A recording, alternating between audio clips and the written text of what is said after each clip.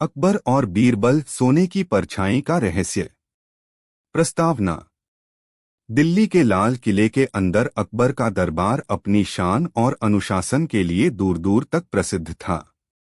यहाँ हर दिन कुछ न कुछ नया होता था, कभी अजीब शिकायतें, कभी चुनौतीपूर्ण प्रश्न, तो कभी ऐसी घटनाएं जिनसे पूरा दरबार दंग रह जाता। लेकिन इस बार जो हुआ वह पहले कभी नहीं हुआ था। यह एक ऐसी कहानी है जिसमें रहस्य है, लालच है और बीरबल की सूझबूझ है। रहस्यमयी अफवाह की शुरुआत। एक दिन सुबह सुबह दिल्ली के बाजार में एक अफवाह फैलने लगी। लाल किले के पास वाली पुरानी बावली में जब सूरज की किरणें पड़ती हैं तो पानी में सोने की परछाई चमकती है। जिसने भी वो परछाई पकड़ने की कोशिश की, उसका हाथ सच में सोने का हो गया। लोग इस बात पर विश्वास करने लगे। भीड़ बावली के पास जुटने लगी। कुछ लोग अपने बर्तनों में पानी भरकर ले जाने लगे, सोचते कि शायद वह पानी जादुई है। धीरे धीरे यह खबर महल तक पहुंच गई। अकबर का कौतूहल। अकबर ने जब यह सुना तो मुस्कुरा दिए, लेकिन साथ ही उत्सुक भी हुए। बीरबल, ये कैसा अजीब किस्सा है। पानी की परछाई सोने की कैसे हो सकती है। बीरबल ने कहा, जहां पनाह, अफवाहें अक्सर सच से ज्यादा चमकती हैं, पर कभी कभी उनके पीछे कोई चाल भी छिपी होती है। अकबर ने आदेश दिया, कल सुबह दरबार वहीं लगेगा, उस बावली के पास। मैं खुद देखूंगा कि यह सच है या धोखा। बावली पर दरबार। अगली सुबह दरबार बावली के किनारे सजा। सूरज की पहली किरणें पानी पर पड़ी और सचमुच पानी में सुनहरी चमक दिखाई देने लगी। दरबारियों में हलचल मच गई। कुछ बोले, हुजूर, यह तो कोई चमत्कार है। तो कुछ बोले, नहीं, यह जरूर किसी खजाने का संकेत है। अकबर भी थोड़े हैरान हुए। तभी एक व्यापारी आगे आया। जहां पनाह, मैं गवाही दे सकता हूं कि यह पानी जादुई है। मैंने इसमें से पानी लेकर अपने बाग में डाला और अगले दिन मेरे नींबू पेड़ पर सोने के रंग के फूल खिल गए। संदेह की लहर। बीरबल चुपचाप यह सब सुनते रहे। उनके चेहरे पर हल्की मुस्कान थी। उन्होंने सोचा, या तो यह कोई बहुत बड़ा धोखा है या किसी की बहुत ही चतुर चाल। बीरबल ने अकबर से कहा, जहां पनाह, मुझे 3 दिन का समय दीजिए। मैं इस सोने की परछाई का रहस्य आपके सामने रख दूंगा। अकबर ने सहमति दे दी। बीरबल की पड़ताल। पहला दिन। बीरबल बावली के आसपास घूमते रहे, लोगों से बातें की। उन्होंने देखा कि पास ही एक पुराना हवेली नुमा मकान है, जिसके ऊपरी हिस्से में कुछ अजीब सा सुनहरी धातु का ढांचा चमक रहा था। दूसरा दिन। सुबह सुबह उन्होंने गौर किया कि जैसे ही सूरज की किरणें हवेली के उस ढांचे पर पड़ती हैं, वैसी ही सुनहरी चमक पानी में दिखाई देने लगती है। तीसरा दिन। बीरबल को यकीन हो गया कि यह चमत्कार नहीं, बल्कि एक सोची समझी चाल है। साजिश का खुलासा। चौथे दिन बीरबल ने अकबर को बावली पर बुलाया। जहां पनाह, आज मैं आपको सच दिखाऊंगा। लेकिन पहले एक शर्त है, किसी को बावली के पास जाने न दिया जाए और उस हवेली में रहने वाले व्यापारी को भी यहां बुलाया जाए।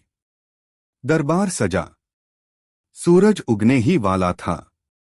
बीरबल ने सैनिकों को इशारा किया और हवेली की छत से उस सुनहरे धातु के ढांचे को नीचे उतार लाया गया। जैसे ही ढांचा हटाया गया, बावली का पानी साधारण हो गया, कोई सोने की परछाई नहीं। व्यापारी की चाल। बीरबल ने कहा, जहां पनाह, यह व्यापारी जानबूझकर अपनी हवेली की छत पर सोने जैसी धातु का पैनल लगाकर सूरज की रोशनी पानी पर डालता था। लोग सोचते कि पानी जादुई है और फिर वह उन्हें ऊंचे दाम पर यह पानी बेचता था। इतना ही नहीं, उसने सोने के फूल जैसी नकली सजावट पेड़ों पर लगाकर लोगों का यकीन और बढ़ा दिया। व्यापारी का चेहरा पीला पड़ गया। अकबर गरजे, तुमने जनता को धोखा दिया, तुम्हें सजा मिलेगी। बीरबल की चतुराई। बीरबल ने कहा, जहां पनाह, मैं एक सुझाव दूं। इस व्यापारी को जेल में डालने से बेहतर होगा कि वह अपने धोखे से कमाए गए सारे पैसे से बावली की मरम्मत करवाएं, ताकि लोग असली पानी से लाभ उठा सकें। इससे उसकी गलती का प्रायश्चित भी होगा और जनता को फायदा भी। अकबर ने यह प्रस्ताव मंजूर किया। व्यापारी को मजबूर किया गया कि वह पूरी बावली को नया बनवाए और पानी के लिए एक मुफ्त सराय खोले। जनता की खुशी और कहानी का सबक। कुछ महीनों बाद बावली चमचमाने लगी। अब वहां न कोई झूठी परछाई थी, न कोई धोखा, बस साफ, ठंडा और मीठा पानी। अकबर ने दरबार में कहा, बीरबल, तुम्हारी बुद्धि सचमुच सोने जैसी है, जिसका असली मूल्य लोगों को भलाई में मिलता है। बीरबल मुस्कुराए, जहां पनाह, असली सोना वह है जो दिल में चमके, न कि पानी में। कहानी का सबक। झूठी चमक से ज्यादा कीमती सच्चाई होती है। लालच से भरी चालें अंत में उजागर हो ही जाती हैं। और सबसे बड़ा धन है जनता का भरोसा। अकबर और बीरबल, सोने की परछाई का रहस्य। प्रस्तावना। दिल्ली के लाल किले के अंदर अकबर का दरबार अपनी शान और अनुशासन के लिए दूर दूर तक प्रसिद्ध था। यहाँ हर दिन कुछ न कुछ नया होता था, कभी अजीब शिकायतें, कभी चुनौतीपूर्ण प्रश्न, तो कभी ऐसी घटनाएं जिनसे पूरा दरबार दंग रह जाता। लेकिन इस बार जो हुआ वह पहले कभी नहीं हुआ था। यह एक ऐसी कहानी है जिसमें रहस्य है, लालच है और बीरबल की सूझबूझ है। रहस्यमयी अफवाह की शुरुआत। एक दिन सुबह सुबह दिल्ली के बाजार में एक अफवाह फैलने लगी। लाल किले के पास वाली पुरानी बावली में जब सूरज की किरणें पड़ती हैं तो पानी में सोने की परछाई चमकती है।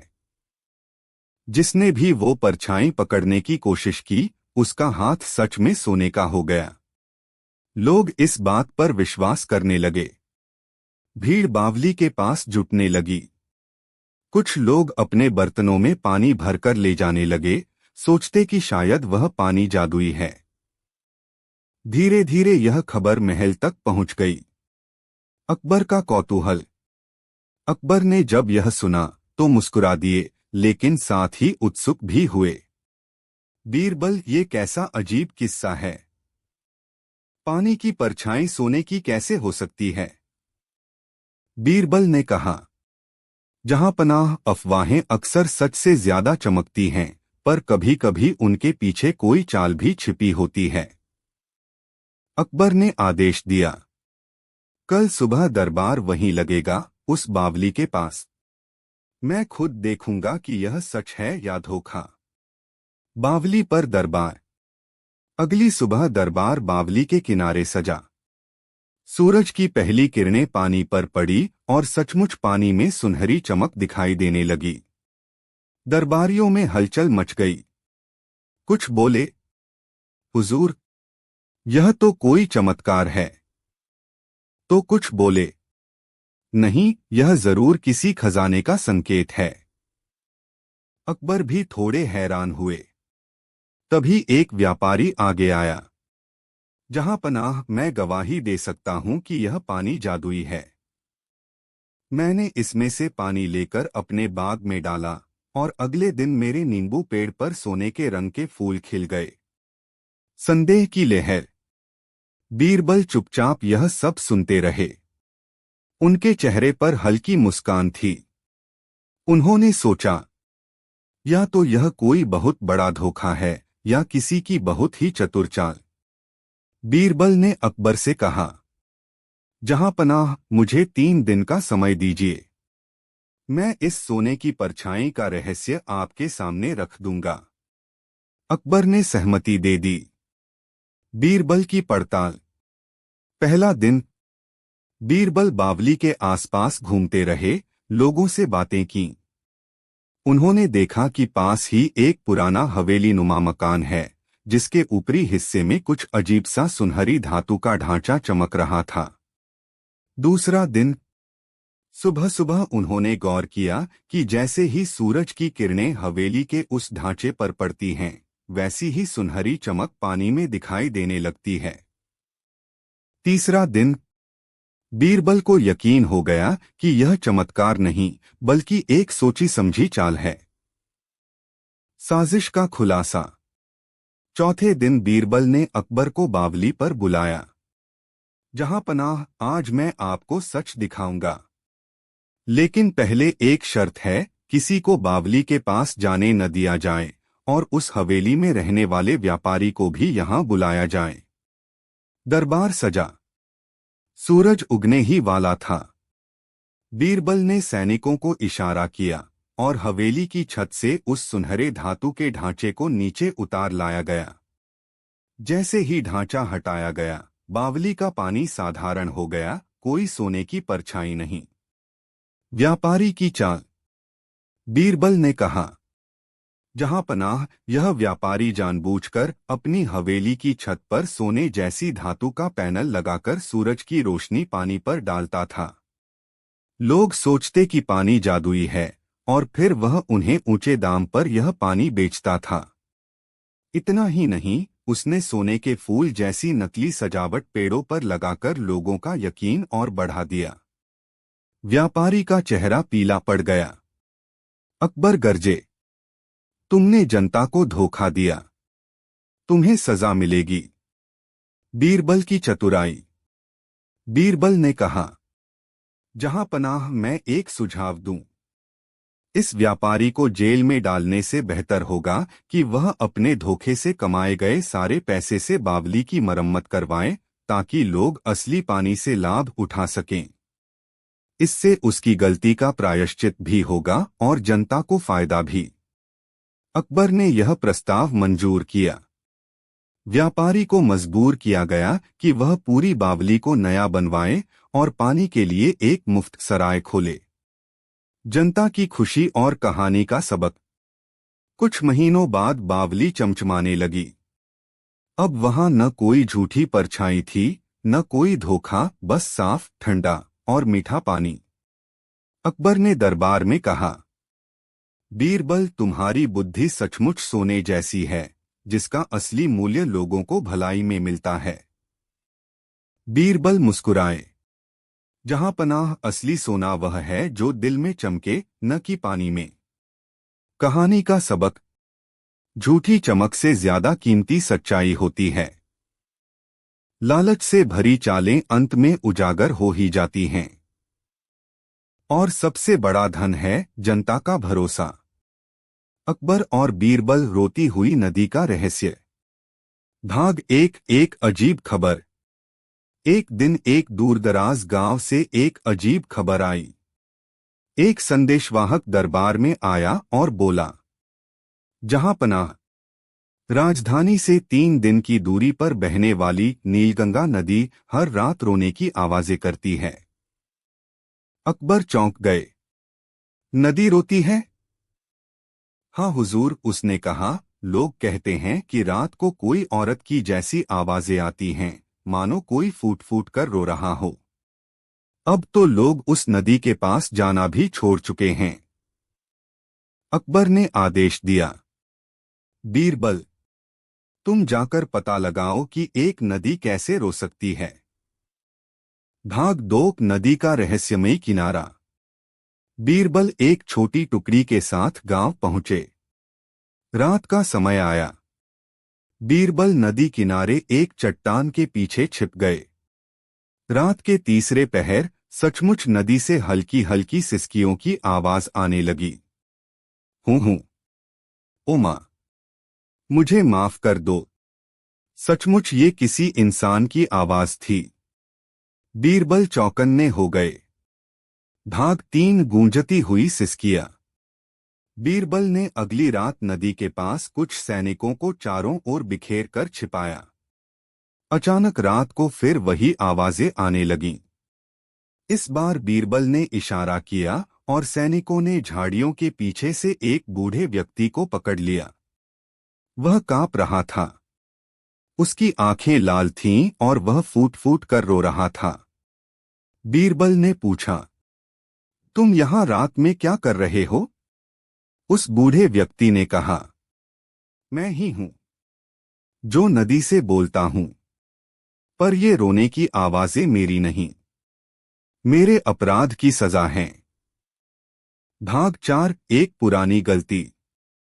उस बूढ़े व्यक्ति का नाम था हरिराम। उसने बताया, 20 साल पहले मैंने अपने छोटे भाई को एक जमीनी विवाद में इस नदी में धक्का दे दिया था। वो डूब गया।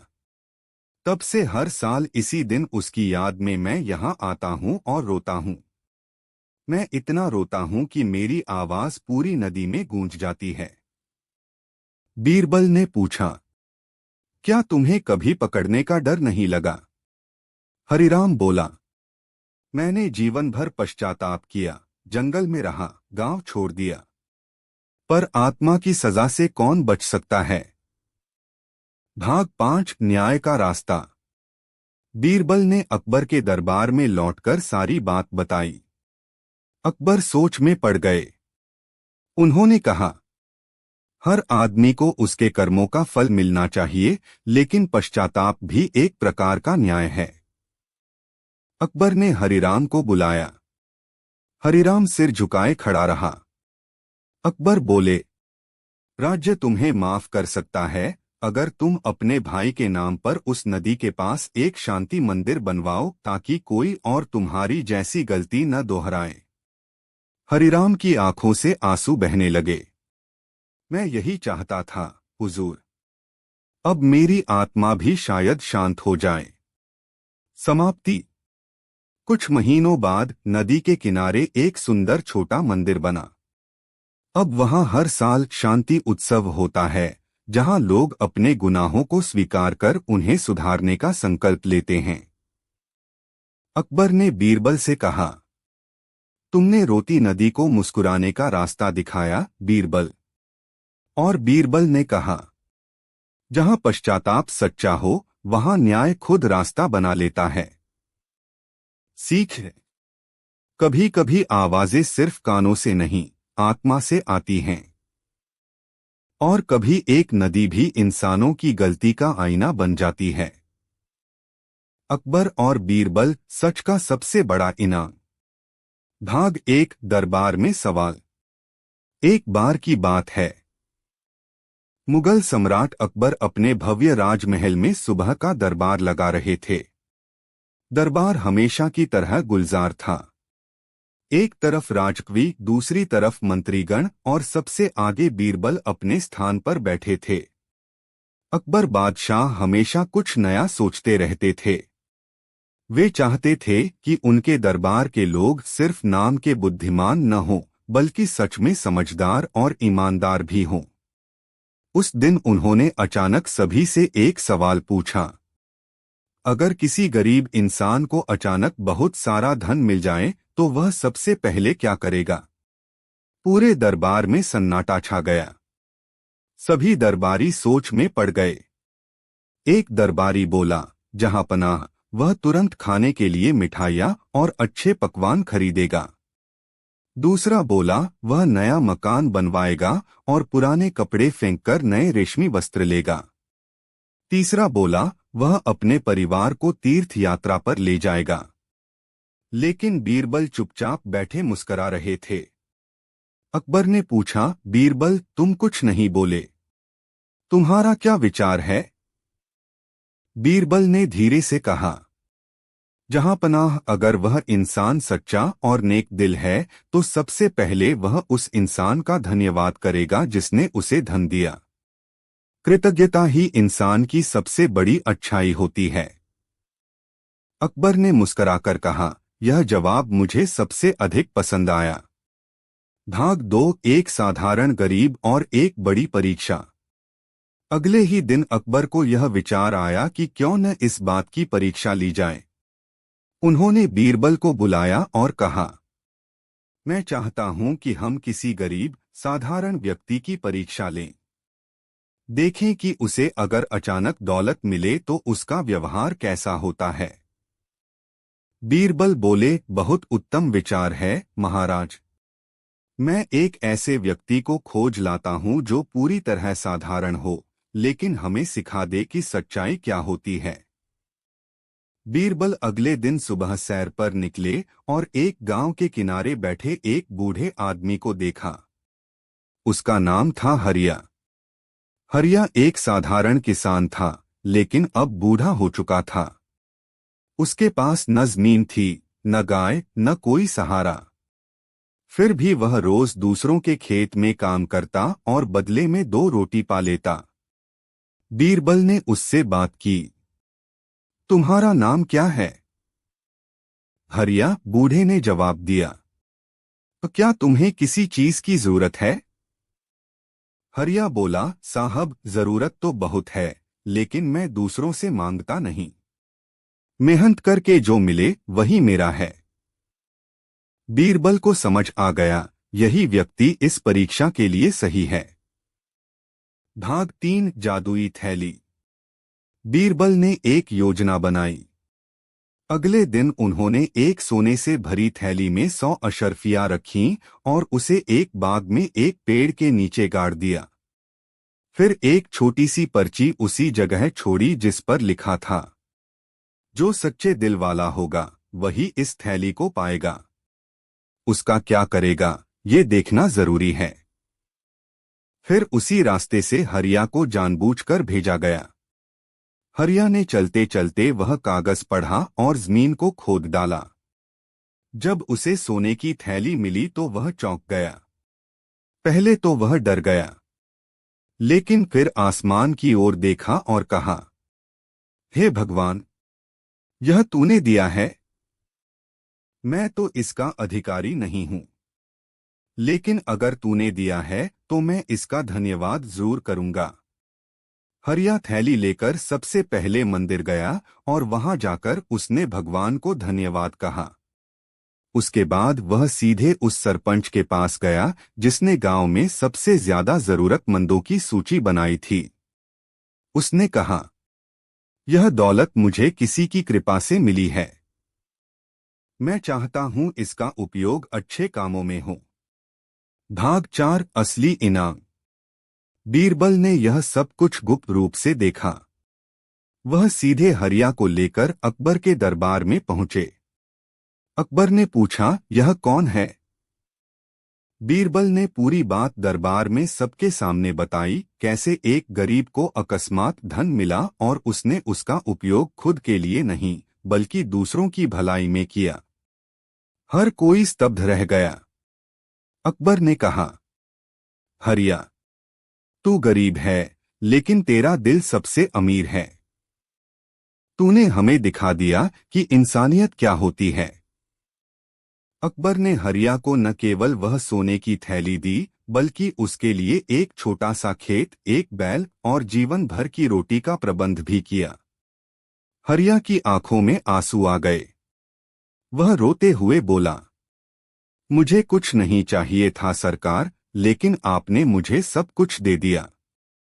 अकबर बोले, कभी कभी जो लोग कुछ नहीं मांगते उन्हें सबसे अधिक मिलना चाहिए, और जो सच्चाई को चुनते हैं उन्हें इनाम भी सच्चा मिलता है। भाग 5 बीरबल का अंतिम संदेश। बाद में बीरबल ने अकबर से कहा, जहां पनाह यही है सच्चे राज का अर्थ। एक राजा तभी महान होता है जब वह गरीब की ईमानदारी को पहचानकर उसे उसका हक देता है। अकबर ने मुस्कराकर कहा, और एक मंत्री तभी महान होता है जब वह सच्चाई को ढूंढ निकाले, जैसे तुम बीरबल। दरबार में तालियां गूंज उठीं। उस दिन के बाद अकबर ने आदेश दिया कि हर महीने एक दिन आम जनता के लिए सच्चाई दिवस मनाया जाएगा, जिसमें कोई भी गरीब अपनी बात दरबार में आकर कह सकता था, बिना किसी डर के। कहानी से सीख, सच्चाई और ईमानदारी सबसे बड़ा धन है। जो दूसरों के बारे में सोचता है वह खुद सबसे बड़ा बन जाता है। राजा हो या रंक, सच्चे भाव वाले ही सच्चा सम्मान पाते हैं। अकबर और बीरबल, सच का सबसे बड़ा इनाम। भाग 1, दरबार में सवाल। एक बार की बात है, मुगल सम्राट अकबर अपने भव्य राजमहल में सुबह का दरबार लगा रहे थे। दरबार हमेशा की तरह गुलजार था। एक तरफ राजकवी, दूसरी तरफ मंत्रीगण और सबसे आगे बीरबल अपने स्थान पर बैठे थे। अकबर बादशाह हमेशा कुछ नया सोचते रहते थे। वे चाहते थे कि उनके दरबार के लोग सिर्फ नाम के बुद्धिमान न हों, बल्कि सच में समझदार और ईमानदार भी हों। उस दिन उन्होंने अचानक सभी से एक सवाल पूछा। अगर किसी गरीब इंसान को अचानक बहुत सारा धन मिल जाए तो वह सबसे पहले क्या करेगा? पूरे दरबार में सन्नाटा छा गया। सभी दरबारी सोच में पड़ गए। एक दरबारी बोला, जहांपनाह, वह तुरंत खाने के लिए मिठाइयाँ और अच्छे पकवान खरीदेगा। दूसरा बोला, वह नया मकान बनवाएगा और पुराने कपड़े फेंककर नए रेशमी वस्त्र लेगा। तीसरा बोला, वह अपने परिवार को तीर्थ यात्रा पर ले जाएगा। लेकिन बीरबल चुपचाप बैठे मुस्करा रहे थे।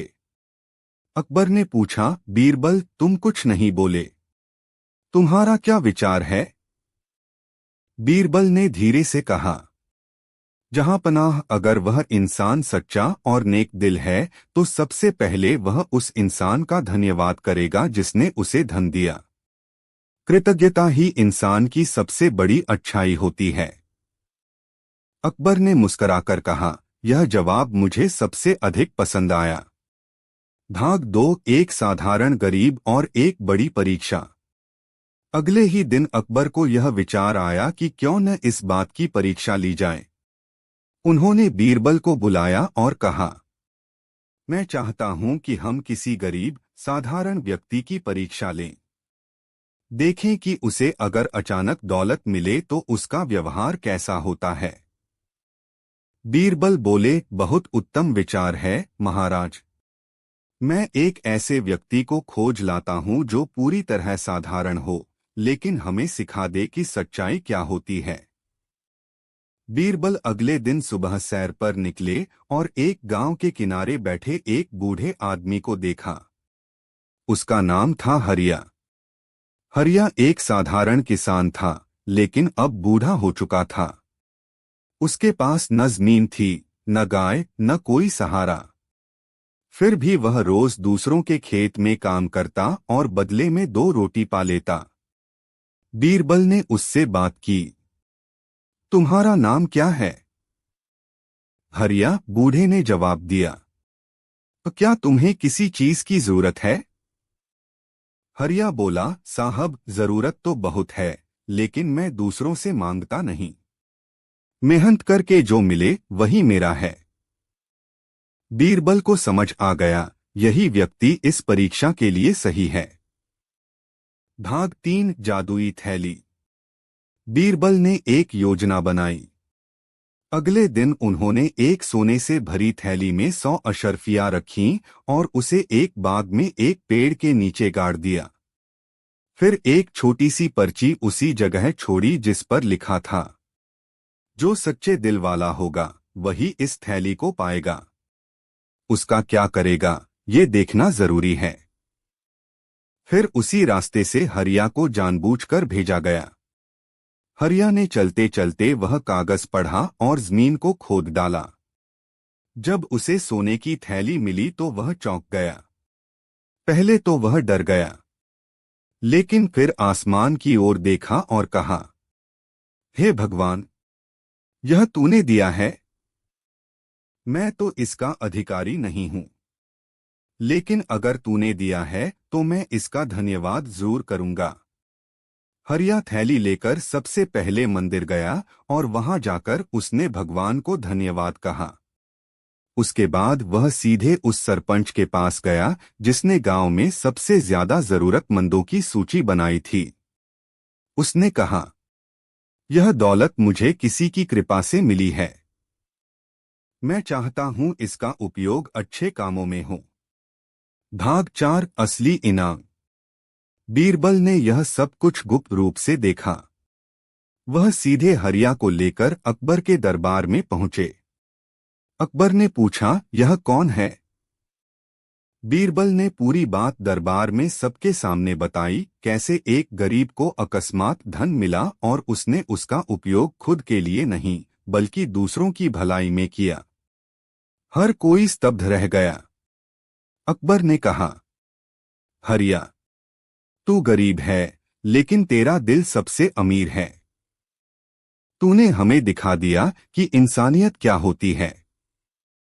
अकबर ने हरिया को न केवल वह सोने की थैली दी बल्कि उसके लिए एक छोटा सा खेत, एक बैल और जीवन भर की रोटी का प्रबंध भी किया।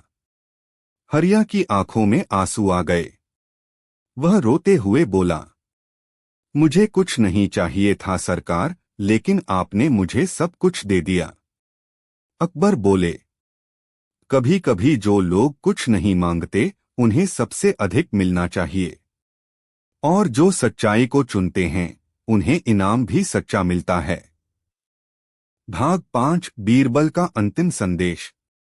बाद में बीरबल ने अकबर से कहा, जहां पनाह, यही है सच्चे राज का अर्थ।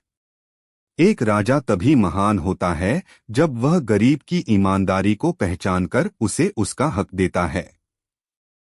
अकबर ने मुस्कराकर कहा, और एक मंत्री तभी महान होता है जब वह सच्चाई को ढूंढ निकाले, जैसे तुम बीरबल। दरबार में तालियां गूंज उठीं। उस दिन के बाद अकबर ने आदेश दिया कि हर महीने एक दिन आम जनता के लिए सच्चाई दिवस मनाया जाएगा, जिसमें कोई भी गरीब अपनी बात दरबार में आकर कह सकता था, बिना किसी डर के।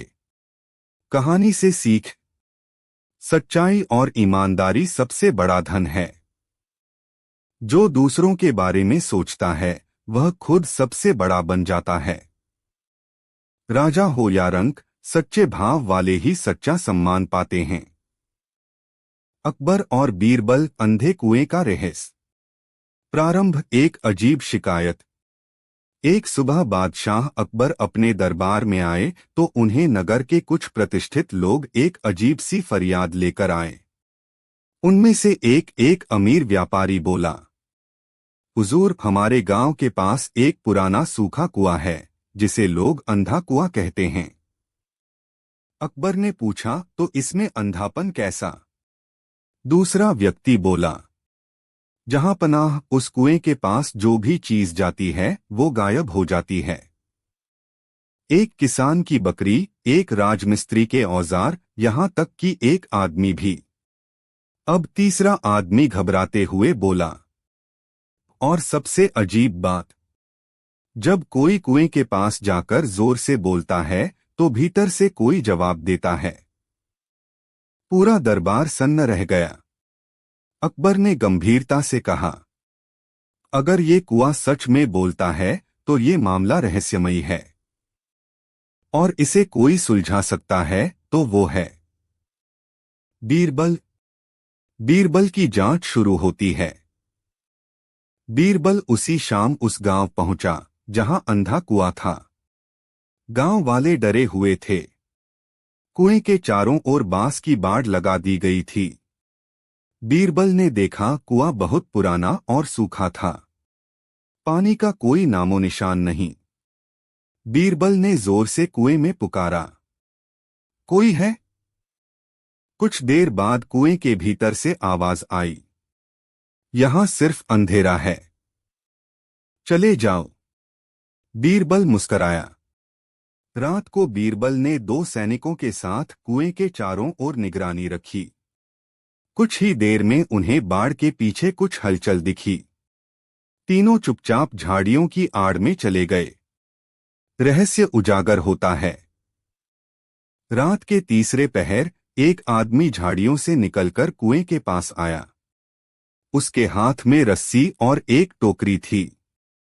वह कुएं के किनारे गया, नीचे रस्सी लटकाई और फिर वहां से कुछ सामान ऊपर खींचा, वही औजार जो कुछ दिन पहले गायब हुए थे। बीरबल ने तुरंत सैनिकों को इशारा किया और वो आदमी रंगे हाथों पकड़ा गया। वह कांपते हुए बोला, माफ कीजिए हुजूर, मैं तो मैं तो बस चोरी करता था। ये सब मैंने ही फैलाया कि कुआं बोलता है, ताकि कोई पास न आए। बीरबल ने पूछा, और आवाजें? मैंने कुएं के नीचे एक छोटी गुफा बनाई थी। चोर बोला, मैं वहीं छिपकर जवाब देता था, ताकि लोग डर जाएं। अकबर का न्याय। अगले दिन बीरबल ने चोर को दरबार में पेश किया और पूरी कहानी सुनाई। अकबर गुस्से में बोले, तुमने गांव वालों को डराया, उनकी चीजें चुराईं और अंधविश्वास फैलाया। बीरबल ने विनम्रता से कहा, लेकिन हुजूर, इससे एक शिक्षा मिली, डर हमेशा बाहर नहीं, अंदर होता है। अकबर मुस्कराए और बोले, वह सच कहा बीरबल, तुमने फिर से अंधे कुएं में रोशनी कर दी। कहानी की सीख। अंधविश्वास तभी पलते हैं जब सच्चाई छिपी रहती है। डर को हिम्मत और समझ से हराया जा सकता है। बीरबल जैसे बुद्धिमान लोग अंधकार में भी रास्ता खोज लेते हैं। अकबर और बीरबल, चतुर बालक की कहानी। एक दिन की बात है। अकबर बादशाह अपने दरबार में दरबारियों और बीरबल के साथ बैठे हुए थे। हमेशा की तरह बीरबल की हाजिर जवाबी और चतुराई के किस्से चर्चा में थे। बादशाह ने मुस्कराते हुए कहा, बीरबल, क्या तुम्हें लगता है कि चतुराई केवल उम्र और अनुभव से आती है? बीरबल ने जवाब दिया, जहां पनाह चतुराई न उम्र देखती है न पद। कई बार छोटे बच्चे भी ऐसी बात कह जाते हैं जो बड़े बड़ों को सोचने पर मजबूर कर दे। अकबर ने थोड़ी सोचते हुए कहा, तो फिर क्यों न आज एक प्रतियोगिता रखी जाए। देखे कौन सबसे चतुर है, एक अनुभवी दरबारी या एक आम बालक। सब दरबारी हैरान हुए, लेकिन बीरबल मुस्करा दिया। अगले दिन पूरे शहर में घोषणा करवा दी गई कि जो भी चतुर बालक अपने दिमाग से बादशाह को प्रभावित करेगा, उसे पुरस्कार मिलेगा। गांव से आया एक लड़का। तीसरे दिन एक गांव का 10 साल का बालक आया। उसका नाम था नत्थू। वह सादा कपड़े पहने, आंखों में चमक और चाल में आत्मविश्वास लिए आया। अकबर ने मुस्कराकर पूछा, तुम्हारा नाम क्या है, बालक? जहां पनाह, मैं नत्थू हूं, उसने सिर झुकाकर कहा। तो नत्थू, बताओ, क्या तुम सच में चतुर हो? अगर आप इजाजत दें तो एक सवाल मैं पूछ सकता हूं, नत्थू बोला। अकबर को यह बात पसंद आई। पूछो, बादशाह ने कहा। नत्थू बोला, अगर दो आदमी कुएं में गिर जाए, एक का कपड़ा गीला हो और एक का सूखा, तो कौन नहाया होगा? सभी दरबारी चौंक गए। कुछ बोले, जिसका कपड़ा गीला है वही नहाया होगा। नत्थू मुस्कराया और बोला, गलत। अगर सूखे कपड़े वाला पहले गिरा और दूसरे ने उसे बचाने के लिए छलांग लगाई, तो गीले कपड़े वाला बचाने वाला है और सूखा कपड़े वाला गिरा था। बादशाह की आंखें चमक उठीं। तुम्हारा दिमाग तो बीरबल जैसा चलता है। बीरबल भी हंसकर बोला, जहां पनाह, इस बालक में भविष्य का बीरबल छिपा है। नत्थू की परीक्षा। अब बीरबल ने नत्थू से कहा, अगर तुम सचमुच चतुर हो तो इस थैली में जितने सिक्के हैं, बिना गिने हुए बस सुनकर बता दो। नत्थू ने थैली को अपने कान के पास ले जाकर हिलाया। फिर बोला, इसमें 13 सिक्के हैं। बीरबल ने गिनवाए, सच में 13 ही थे। तुमने कैसे जाना? बीरबल ने पूछा। नत्थू बोला, हर सिक्के की आवाज थोड़ी अलग होती है। मैंने ध्यान से सुना, एक एक की टन गिनी। अब सभी दरबारी स्तब्ध रह गए। अकबर ने खुशी खुशी नत्थू को इनाम और शिक्षा का जिम्मा बीरबल को सौंप दिया। अंत में नत्थू की चतुराई और सहज बुद्धिमत्ता ने सबको यह सिखाया कि अक्ल उम्र की मोहताज नहीं होती। अकबर ने उसे शाही बालक की उपाधि दी और बीरबल ने उसे अपना शिष्य बना लिया। सीख बुद्धिमानी केवल बड़े नामों में नहीं होती, वह कहीं भी हो सकती है, बस पहचानने की जरूरत होती है। अकबर और बीरबल अदृश्य चोर का रहस्य। पहला अध्याय, अजीब चोरी। एक सुबह शाही कोषाध्यक्ष घबराते हुए दरबार में आया। जहां पनाह, रात को खजाने के कमरे से 5 सोने के थाल चोरी हो गए, मगर दरवाजा बंद था, ताला टूटा नहीं और पहरेदारों ने किसी को आते जाते नहीं देखा। दरबार में हलचल मच गई। अकबर बोले, ताला टूटा नहीं, पहरेदार जागते थे और फिर भी चोरी। ये तो किसी अदृश्य चोर का काम लगता है। मंत्री दरबारी सबने अलग अलग राय दी, कोई बोला जादू है, कोई बोला जिन्न का काम। अकबर ने चुप कराते हुए कहा, बीरबल को बुलाओ। दूसरा अध्याय, बीरबल की जांच। बीरबल आए, उन्होंने ताले को देखा, कमरे की दीवारें टटोली और खिड़की पर ध्यान दिया। खिड़की पर धूल की एक पतली परत थी, लेकिन बीच में एक साफ लकीर थी। बीरबल बोले, जहां पनाह, चोर अदृश्य नहीं था, लेकिन उसने अपनी चाल से हमें यही सोचने पर मजबूर किया। अकबर ने पूछा, कैसे? बीरबल ने खिड़की के बाहर देखा, वहां एक लंबा बांस पड़ा था, जिसके सिरे पर कपड़े का हुक बंधा था। तीसरा अध्याय, चालाकी का भेद। बीरबल बोले, चोर ने खिड़की के बाहर से बांस डाला, हुक से थाल उठाए और बाहर खींच लिए। इसलिए ताला टूटा नहीं और पहरेदारों को भी पता नहीं चला, क्योंकि वो दरवाजे पर नजर रखे हुए थे, खिड़की पर नहीं। अकबर ने पूछा, लेकिन ये चोर कौन है? बीरबल मुस्कुराए, जहां पनाह, इतना लंबा बांस और इतनी सफाई से थाल उठाने की कला सिर्फ बाजार के एक ही आदमी को आती है, मुरलीराम, जो मेले में बाजीगरी दिखाता है। चौथा अध्याय, असली चोर पकड़ा गया। सैनिकों को भेजा गया।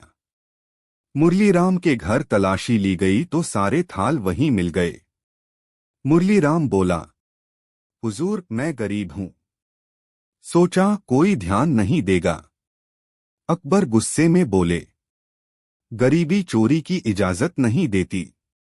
बीरबल ने कहा, जहां पनाह, इसे सजा दें, लेकिन साथ ही इसे अपनी कला अच्छे काम में लगाने का मौका भी दें। पांचवा अध्याय, नतीजा। मुरलीराम को दंडस्वरूप आदेश दिया गया कि वह हर हफ्ते दरबार में अपनी बाजीगरी दिखाए और उससे मिलने वाली कमाई गरीबों में बांटे। कुछ समय बाद वह ईमानदारी से नामी कलाकार बन गया। अकबर ने बीरबल की तरफ देखकर कहा, तुमने फिर साबित कर दिया कि असली ताकत दिमाग में है, न कि चाल में। बीरबल मुस्कुराए, जहां पनाह, चोर को पकड़ना आसान है, मगर उसे सही रास्ता दिखाना असली जीत है। सीख, गलत रास्ते से मिली चीज टिकती नहीं, लेकिन सही राह से मेहनत का फल हमेशा सम्मान दिलाता है। अकबर और बीरबल, अदृश्य चोर का रहस्य। पहला अध्याय, अजीब चोरी। एक सुबह शाही कोषाध्यक्ष घबराते हुए दरबार में आया। जहां पनाह, रात को खजाने के कमरे से 5 सोने के थाल चोरी हो गए, मगर दरवाजा बंद था, ताला टूटा नहीं और पहरेदारों ने किसी को आते जाते नहीं देखा। दरबार में हलचल मच गई। अकबर बोले, ताला टूटा नहीं, पहरेदार जागते थे और फिर भी चोरी। ये तो किसी अदृश्य चोर का काम लगता है। मंत्री दरबारी सबने अलग अलग राय दी, कोई बोला जादू है, कोई बोला जिन्न का काम। अकबर ने चुप कराते हुए कहा, बीरबल को बुलाओ। दूसरा अध्याय, बीरबल की जांच। बीरबल आए, उन्होंने ताले को देखा, कमरे की दीवारें टटोली और खिड़की पर ध्यान दिया। खिड़की पर धूल की एक पतली परत थी, लेकिन बीच में एक साफ लकीर थी। बीरबल बोले, जहां पनाह, चोर अदृश्य नहीं था, लेकिन उसने अपनी चाल से हमें यही सोचने पर मजबूर किया। अकबर ने पूछा, कैसे? बीरबल ने खिड़की के बाहर देखा, वहां एक लंबा बांस पड़ा था जिसके सिरे पर कपड़े का हुक बंधा था। तीसरा अध्याय, चालाकी का भेद। बीरबल बोले, चोर ने खिड़की के बाहर से बांस डाला, हुक से थाल उठाए और बाहर खींच लिए। इसलिए ताला टूटा नहीं और पहरेदारों को भी पता नहीं चला, क्योंकि वो दरवाजे पर नजर रखे हुए थे, खिड़की पर नहीं। अकबर ने पूछा, लेकिन ये चोर कौन है? बीरबल मुस्कुराए, जहांपनाह, इतना लंबा बांस और इतनी सफाई से थाल उठाने की कला सिर्फ बाजार के एक ही आदमी को आती है, मुरलीराम, जो मेले में बाजीगरी दिखाता है। चौथा अध्याय, असली चोर पकड़ा गया। सैनिकों को भेजा गया। मुरलीराम के घर तलाशी ली गई तो सारे थाल वहीं मिल गए। मुरलीराम बोला, हुजूर, मैं गरीब हूं। सोचा कोई ध्यान नहीं देगा। अकबर गुस्से में बोले, गरीबी चोरी की इजाजत नहीं देती। बीरबल ने कहा, जहांपनाह, इसे सजा दें, लेकिन साथ ही इसे अपनी कला अच्छे काम में लगाने का मौका भी दें। पांचवा अध्याय, नतीजा। मुरलीराम को दंडस्वरूप आदेश दिया गया कि वह हर हफ्ते दरबार में अपनी बाजीगरी दिखाए और उससे मिलने वाली कमाई गरीबों में बांटे। कुछ समय बाद वह ईमानदारी से नामी कलाकार बन गया। अकबर ने बीरबल की तरफ देखकर कहा, तुमने फिर साबित कर दिया कि असली ताकत दिमाग में है, न कि चाल में। बीरबल मुस्कुराए, जहांपनाह, चोर को पकड़ना आसान है, मगर उसे सही रास्ता दिखाना असली जीत है। सीख है, गलत रास्ते से मिली चीज टिकती नहीं, लेकिन सही राह से मेहनत का फल हमेशा सम्मान दिलाता है। अकबर और बीरबल, उड़ते पत्थर का रहस्य। पहला दृश्य, महल में हलचल। एक दिन बादशाह अकबर अपने महल के बाग में टहल रहे थे कि अचानक उन्होंने सुना, धड़ाम, कुछ भारी चीज गिरने की आवाज आई। पहरेदार दौड़ते हुए आए और बोले, जहांपनाह, यह देखिए। बाग के बीचों बीच एक बड़ा सा पत्थर पड़ा था, मगर हैरानी की बात ये थी कि पत्थर पर मिट्टी या घास के निशान नहीं थे, जैसे वो जमीन से आया ही न हो। ऊपर आसमान में कोई चिड़िया या गुब्बारा भी नहीं था। अकबर ने हैरानी से कहा, ये पत्थर यहाँ कैसे गिरा? क्या किसी ने हमारे महल पर हमला करने की कोशिश की? पहरेदारों ने चारों तरफ खोजबीन की, मगर कोई सुराग नहीं मिला। मामला इतना अजीब था कि अकबर ने तुरंत बीरबल को बुलवाया। दूसरा दृश्य, बीरबल की जांच। बीरबल आए, पत्थर को ध्यान से देखा और मुस्कुराए। जहांपनाह, इस पत्थर पर न कोई धूल है न काई, यानी ये किसी नदी, जंगल या खेत से नहीं आया। अकबर बोले, तो क्या ये आसमान से गिरा है? बीरबल बोले, अगर आसमान से गिरता तो इतना सीधा और बिना दरार के नहीं रहता। ये किसी ने यहां लाकर गिराया है। लेकिन किसने और क्यों, यही पता करना होगा। उन्होंने पहरेदारों को बाग के चारों कोनों में जाने का आदेश दिया और खुद चारों ओर की जमीन को सूंघकर, छूकर देखने लगे। अचानक उन्हें घास में एक छोटा सा लाल कपड़े का टुकड़ा मिला। तीसरा दृश्य, गांव की तरफ। बीरबल ने कपड़े का टुकड़ा अकबर को दिखाया।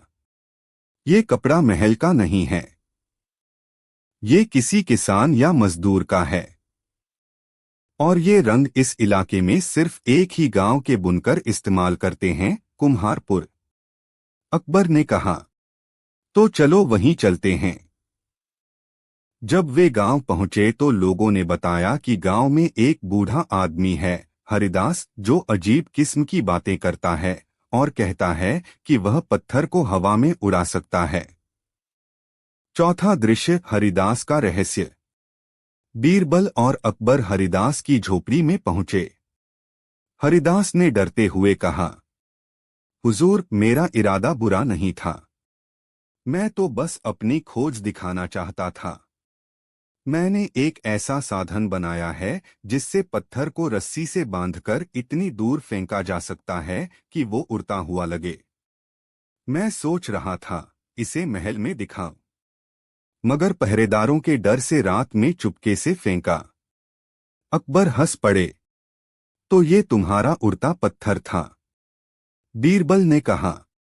जहां पनाह, गलती इसकी है, मगर नीयत खराब नहीं।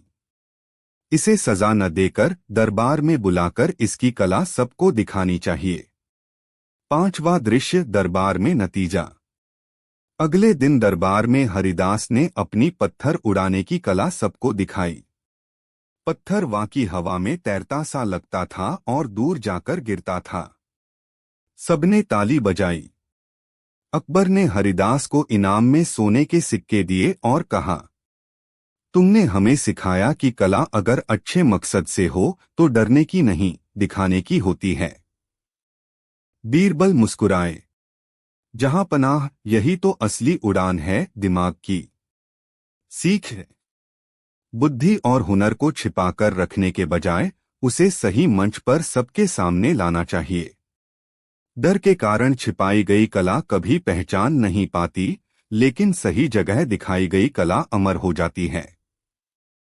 अकबर बीरबल, नकली बीरबल का मुकाबला।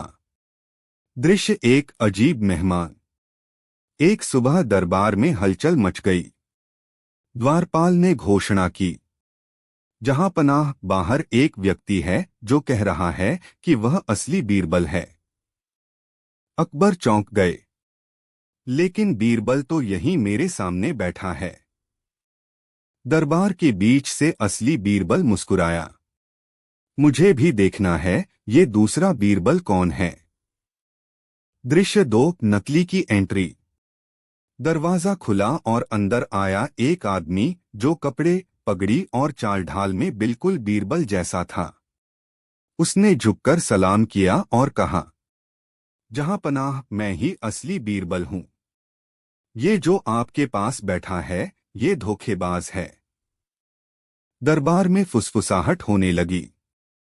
अकबर को मजा आ गया। ठीक है, अगर तुम दोनों कहते हो कि तुम असली हो तो हमें साबित करना होगा। दृश्य तीन, चुनौती। अकबर ने कहा, मैं तुम दोनों को 3 सवाल दूंगा। जो सही जवाब देगा वही असली बीरबल होगा। सवाल 1, ऐसी कौन सी चीज है जो जितना बांटो उतनी बढ़ती है?